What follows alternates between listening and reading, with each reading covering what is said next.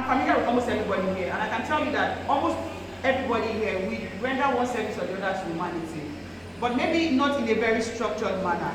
You'll be surprised that the little school fees you are paying for somebody, the little visit you are doing, now that we have a lot of issues around mental health, suicide and all that, I mean, just picking up your phone to talk to somebody, to say, how are you doing? How has it been? You have just saved somebody's life. The person will know that people care about them. That's part of it. But we have like a structure, we have like a way that we do our projects. And in the course of this Rotary year, of course, every year Rotary International has a team that guides our action for the year. For the last Rotary year, it was hope. This year, we are creating magic. And the district has said that we are going to be irresistible. So part of the things that we are focusing on, for everybody who knows me, you know that I'm very passionate about disability rights. Everybody who knows me know that I'm very passionate about disability rights. So my focus this year will be about inclusion.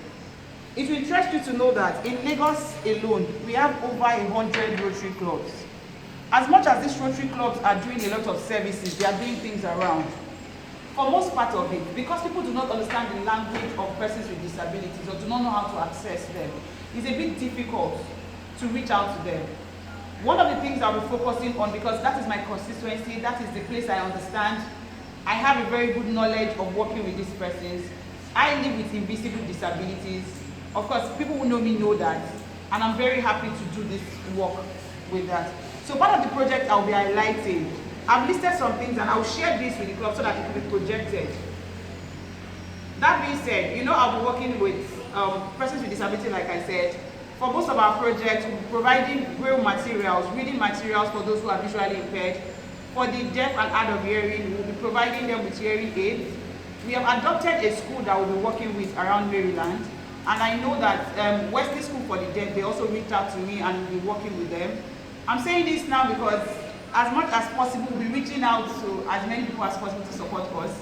And the Rotary theme is, if you cannot even, maybe at the moment you're not able to raise anything, you might have a friend, you could have somebody who, you will know somebody, you know the 10, your network, of course, that's where it comes from, the 6th person rule. I might not have the money, but the fact that I know Ola knows somebody that knows somebody, besides the money for your next flight, you come and give us half of it. So we use it to do projects. She said amen. Yes, it's going to happen. We're going to do projects. So the idea is recommending people that you know have these resources to support us in doing this. I'll be circulating the list of projects from time to time. And when you see it, please let's not be scared. It looks like it's a lot, but it's not actually a lot when we break it down. It's not a lot. One of the things the club will also be working on is youth service. Like my profile has said, I'm very, very passionate about working with vulnerable people. I believe that young people are quite vulnerable. They are quite vulnerable because that's the stage of life where we can make decisions that can either make or mar us. So we'll be looking at mentorship for young people. The club is already working on RILA. We are sponsoring, currently we have about 6 people that we'll be sponsoring, and we are open to getting more people to attend RILA. We are also going to be working on peace building and conflict resolution, basic education and literacy, like I've said before, but this time around, what our basic education and literacy will be entailing will be for persons with disability, not the regular one that we do. For our economic and community development, this year we will be working with low-income traders who are vulnerable and need support. Everybody's complaining, the dollar is going down, everybody knows what's happening in the country now. These people need one form of support or the other. We are also looking at going for a prison project this time around. We want to empower inmates that are about to be released. We know the stigma. As a lawyer, I can tell you the kind of stigma that people face after they've served their terms, their jail term, and they come out. Most times, this is why many of them become jail beds and they go back. Because when they come out, we have this stigma of, oh, these are ex-convicts. Many of them do not get jobs. Many of them, even family members abandon them. So we're looking at working with those who are about to be released. We are partnering with SMIDA, that is the Small Medium Enterprise Development Agency of Nigeria, the Lagos State chapter. We're going to be empowering them with the skills that they need for businesses, because I believe that self-employment will work better with this set of people. Trust me, if you go to the prison, a lot of them learn skills. But because when they come out, they do not even have support system or family that they can work with to start something. So we'll be working with them. empower them, and ensuring their rehabilitation into the society. Because we are doing ourselves more harm than good when we are stigmatizing these people. Look at the time. I'm beginning to look at the time now to say it's past 8. You and I don't feel safe walking in Lagos. Why?